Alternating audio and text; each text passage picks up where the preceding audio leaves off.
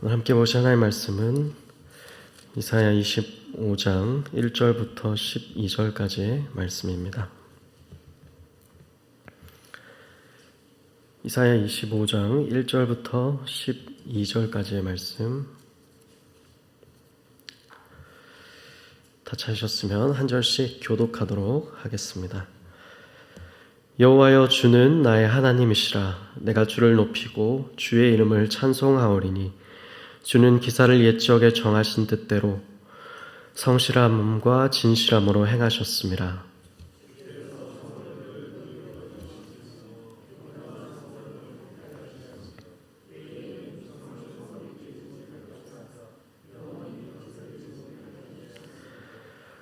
강한 민족이 주를 영화롭게 하며 포악한 나라들의 성읍이 주를 경외하리이다.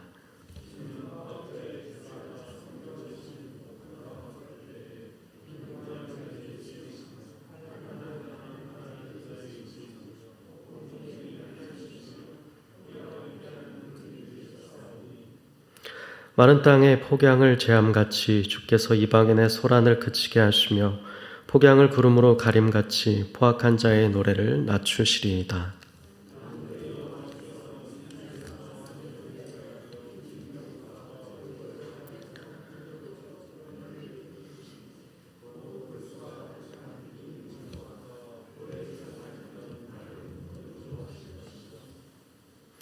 또 이 산에서 모든 민족의 얼굴을 가린 가리개와 열방 위에 덮인 덮개를 제하시며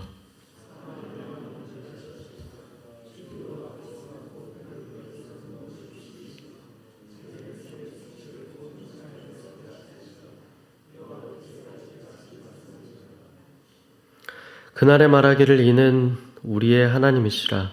우리가 그를 기다렸으니 그가 우리를 구원하시리로다. 이는 여호와시라. 우리가 그를 기다렸으니 우리는 그의 구원을 기뻐하며 즐거워할 것이라 할 것이며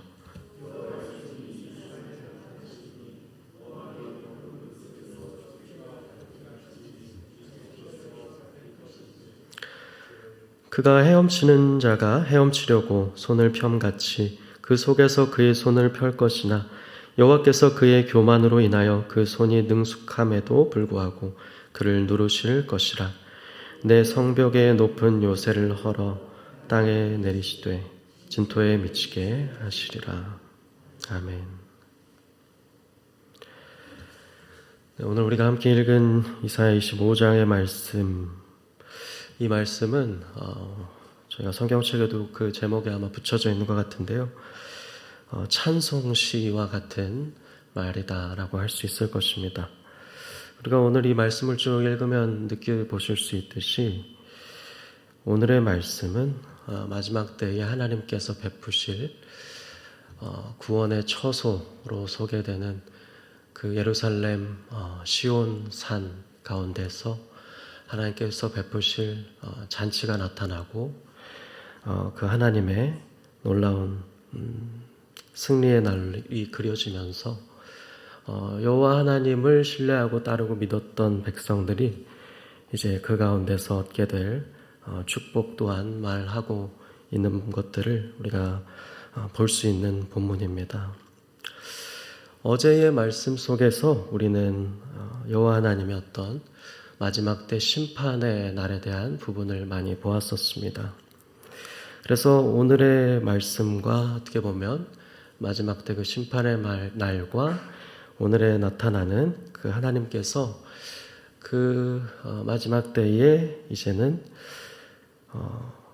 여기 오늘의 말씀에 나타난 바와 같이 모압으로 묘사되는 이제 사망과 죄, 그 모든 것들을 멸하시고 밟으시고 없애실 그날에 우리 여호와 하나님께서 보이시게 될 그 새로운 영광의 날을 우리에게 보여주고 있는 시다라고 할 수가 있겠습니다.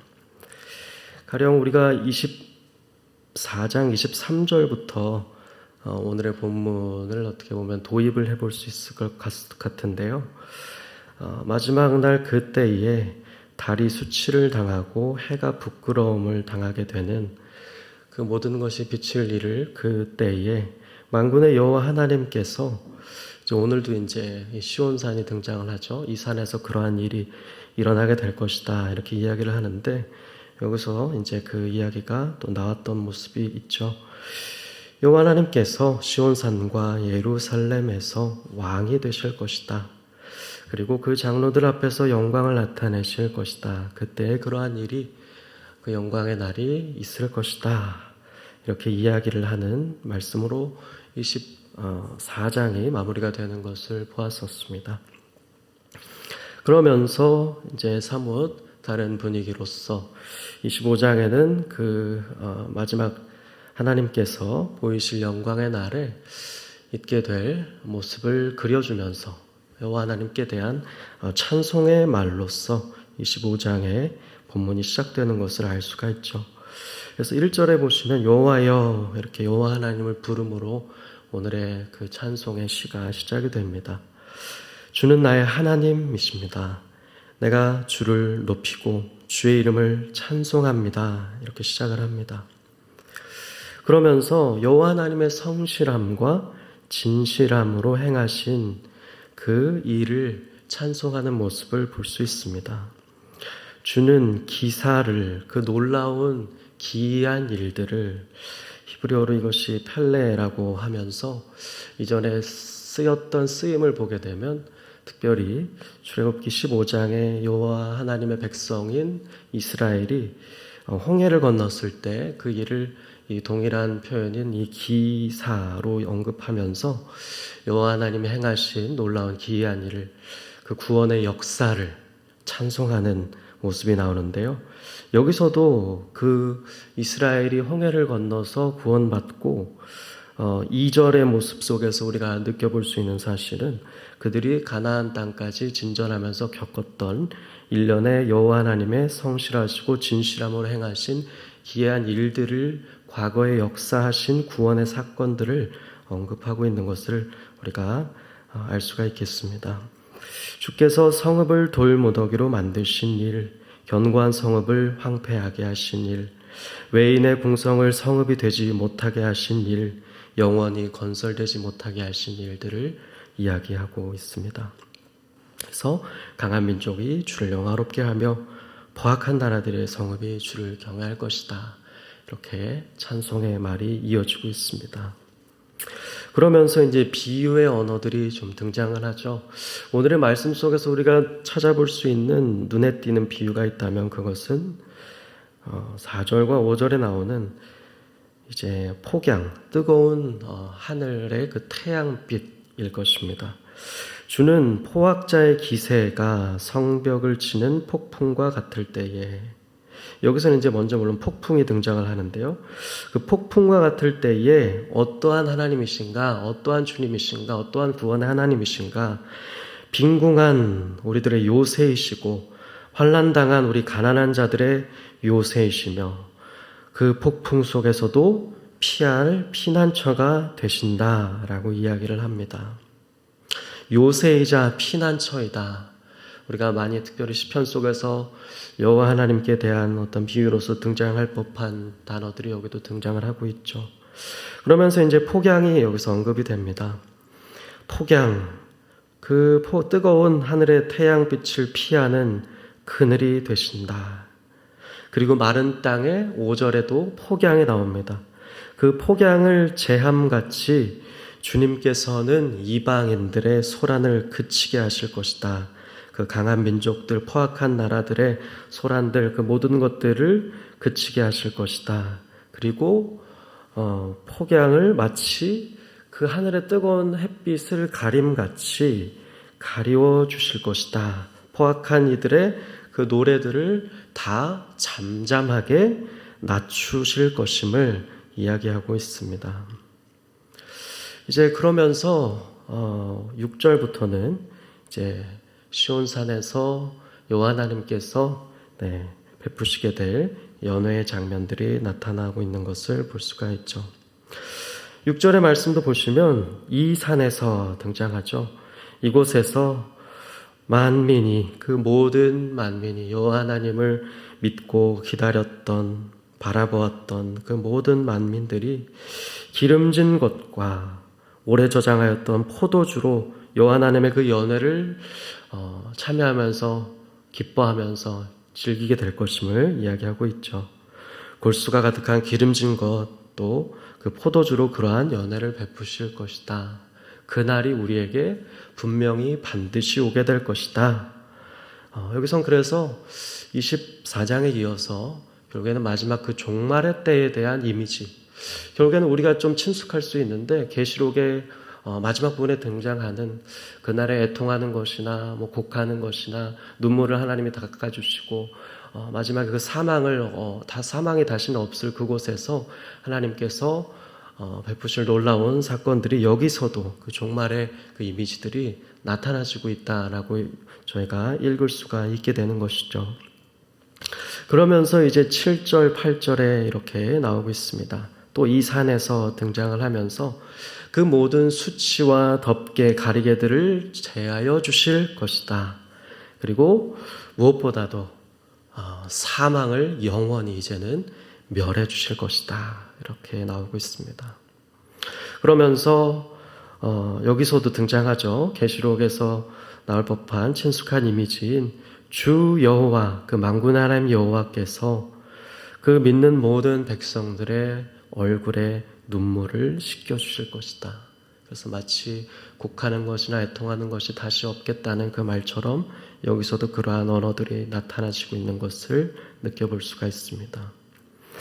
그때에는 우리들의 모든 수치 또한 하나님이 제하여 주실 것입니다. 그러면서 또 반복해서 9절부터도 보시게 되면 모압으로 비유되는 마지막 때의 그 악을 하나님께서 보시면 이제 10절에도 비유가 나타나지고 있는데 거름물 속에 마치 그 지푸라기, 그 초계를 밟힘같이 하나님께서 그 모든 것들을 밟으실 것이다. 없애실 것이다. 그래서 헤엄치는 자 11절에 등장하죠. 그 헤엄치는 자, 이것을 쉬운 성경에서는 심지어 수영 선수와 같은 자 이렇게 번역을 했던데요. 그 헤엄치는 자가 헤엄치려고 손을 펴미 능숙함에도 불구하고 그의 교만을 눌러 밟아 없앨 것이다. 사라질 것이다. 이야기하고 있습니다. 그래서 그들의 그 높아진 교만한 요새들은 다 땅에 내리시고 진토에 미치게 될 것이다. 결국에는 여호와 하나님의 그 날의 최종적인 승리와 영광이 있게 될 것임을 이야기하면서 이 찬송의 시와 같은 본문이 마무리가 되고 있음을 알 수 있습니다. 오늘 우리가 25장의 말씀 속에서 주목할 부분이 있다면 25장 9절의 말씀일 것 같습니다. 중간에 이 부분은 지나갔었는데요. 이 그 영광스러운 연회 잔치의 승리의 날에 말하기를 이렇게 말하고 있습니다. 우리의 하나님이시라. 우리가 그를 기다렸다. 그가 우리를 구원하시리로다.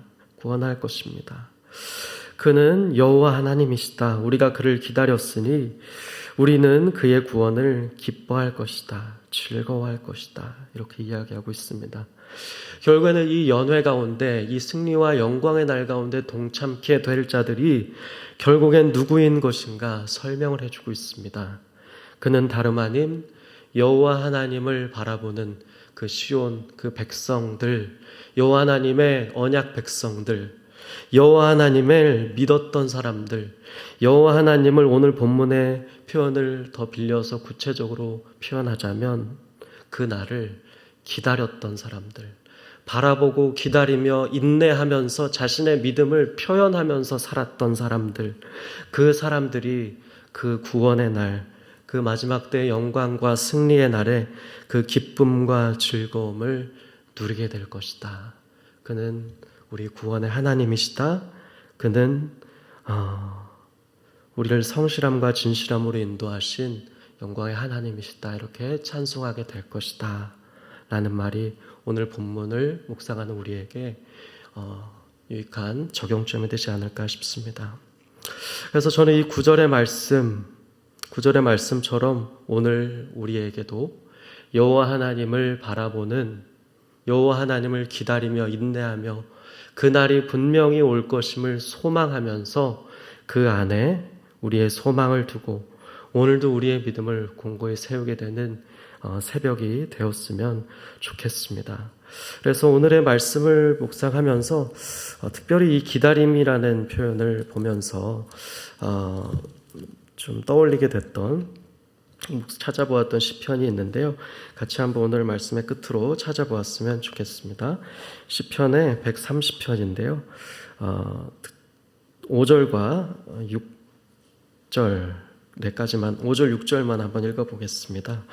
130편 5절과 6절의 말씀 같이 한번 한 목소리로 합독하고 마무리하면 좋을 것 같습니다. 찾으셨으면 같이 한번 읽겠습니다. 나 곧 내 영혼은 여호와를 기다리며 나는 주의 말씀을 바라는도다.